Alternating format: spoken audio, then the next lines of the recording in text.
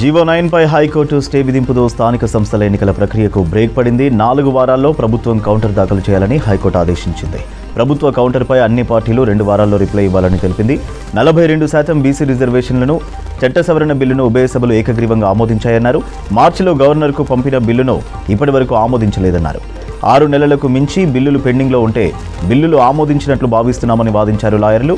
వాదనల తర్వాత హైకోర్టు మధ్యంతర ఉత్తర్వులు ఇచ్చింది.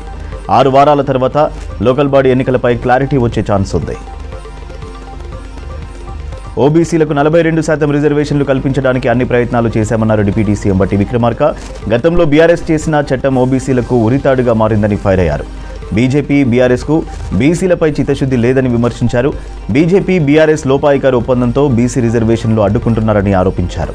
బీసీలకు 42% రిజర్వేషన్లకు కట్టుబడి ఉన్నామన్నారు.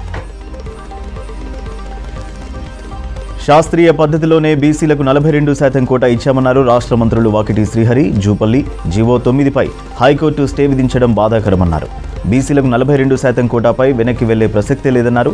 బీఆర్ఎస్ బీజేపీ నేతలు ఎందుకు ఇంప్లీడ్ కాలేదని ప్రశ్నించారు. సుప్రీంకోర్టుకు వెళ్లే ఆలోచన చేస్తామన్నారు మంత్రులు. బీఆర్ఎస్ బీజేపీ నేతలు బిల్లు అమలు కాకుండా కుట్రలు చేస్తున్నారన్నారు. ఎవరెన్ని కుటిల ప్రయత్నాలు చేసినా రిజర్వేషన్ల అమలుకు కృషి చేస్తామన్నారు.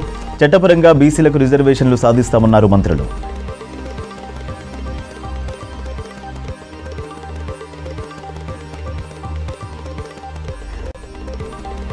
గవర్నర్ దగ్గర 42% రిజర్వేషన్ బిల్లు ఉన్నప్పుడు జీవో తెచ్చి షెడ్యూల్ ఇవ్వడం వెనుక కారణం ఏంటని ప్రశ్నించారు బీజేపీ రాష్ట్ర అధ్యక్షుడు రామచంద్రరావు. కాంగ్రెస్ సర్కార్ తొందరపడి జీవో ఇచ్చిందన్నారు. రాజ్యాంగ సవరణ చేయకుండా బిల్లు తీసుకురావడం సాధ్యమేనా అన్నారు. రాజకీయ లబ్ధి కోసం జీవో తెచ్చారని విమర్శించారు. కామారెడ్డి డిక్లరేషన్ చేసింది, జీవో తెచ్చింది కాంగ్రెస్ అన్నారు. కానీ బీజేపీని బద్నాం చేస్తున్నారన్నారు రామచంద్రరావు.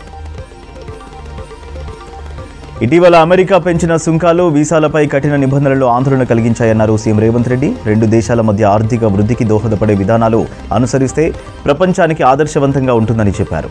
హైదరాబాద్ సెక్రటేరియట్లో తనను కలిసిన అమెరికా హడ్సన్ ఇన్స్టిట్యూట్కు చెందిన ప్రతినిధులతో వివిధ అంశాలపై చర్చించారు సీఎం రేవంత్. ఇండియా ఫౌండేషన్ సారథ్యంలో భారత్లో పలు రాష్ట్రాల్లో పర్యటిస్తున్నారు ప్రతినిధులు. భారత్ అమెరికా మధ్య ద్వైపాక్షిక సంబంధాలు, వ్యాపార వాణిజ్య వ్యవహారాలు, విధానాలపై వివిధ రాష్ట్రాల్లో పర్యటించి అభిప్రాయాలు సేకరిస్తున్నారు. రాష్ట్ర వ్యాప్తంగా యాక్సిడెంట్ ఫ్రీ జోన్ రోడ్ల నిర్మాణంతో తెలంగాణ దేశానికే రోల్ మోడల్గా నిలుస్తుందన్నారు ఆర్ఎండ్బీ శాఖ మంత్రి కోమటిరెడ్డి వెంకటరెడ్డి. సెక్రటేరియట్లో రోడ్ల నిర్మాణంపై డిప్యూటీ సీఎం బట్టి విక్రమార్కతో సమావేశమయ్యారు మంత్రి కోమటిరెడ్డి. 3 ఏళ్లలో ఫేజ్ల వారీగా హ్యామ్ రోడ్లు నిర్మిస్తామన్నారు మంత్రి. మొదటి ఫేజ్లో 5,587 కిలోమీటర్ల రోడ్లను 10,986 కోట్లతో హ్యామ్ రోడ్ల నిర్మాణం చేపట్టాలని నిర్ణయించామన్నారు మంత్రి కోమటిరెడ్డి. రాష్ట్రంలో 10 ఏళ్ల కాలంలో వేలాది చెరువులు కబ్జాలకు గురయ్యాయన్నారు రైతు కమిషన్ చైర్మన్ కోదండరెడ్డి. బీఆర్కే భవన్లో చెరువుల పరిరక్షణ, నీటి సంఘాల ఏర్పాటు ఆవశ్యకతపై అధికారులతో సమావేశం జరిగింది. చెరువుల్లోనే పెట్రోల్ బంకులు ఏర్పాటు చేసినట్లు కమిషన్ దృష్టికి వచ్చిందన్నారు కోదండరెడ్డి. నీటి సంఘాల ఏర్పాటుతో చెరువు భూములను కాపాడొచ్చన్నారు. చెరువులకు నీటి సంఘాలు ఏర్పాటు చేయడానికి కాంగ్రెస్ ప్రభుత్వం సిద్ధంగా ఉందన్నారు. చెరువుల రక్షణకు చట్టం తీసుకురావాల్సిన అవసరం ఉందన్నారు కమిషన్ చైర్మన్ కోదండరెడ్డి.